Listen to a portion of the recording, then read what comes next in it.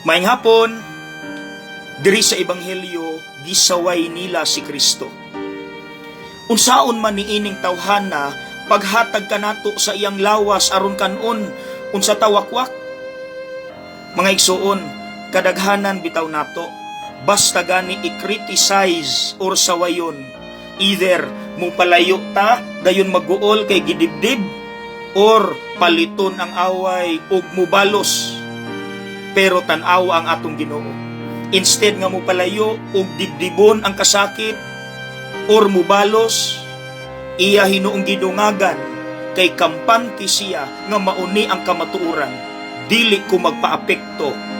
Unsa iyang giingon, ang mukaon sa akong unod ug muinom sa akong dugo may kinabuhing walay katapusan. Wala bakuya, because he knows maunay kamatuoran. Mga igsuon, ayaw kumpiyansa.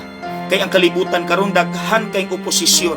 Ipalayo gyud ta sa kamatuoran, mga igsuon. Mao nang atong pangayuon diha sa pagampo. Nga Lord, kung ako ilang i-criticize, ilang sawayon tungod kay nagsulti ug nagbuhat kog maayo, Lord, mas madasig pagitunta ko nga musulti ug mubuhat sa unsay sakto. Ug ako kining barugan, Lord. Amen. God bless.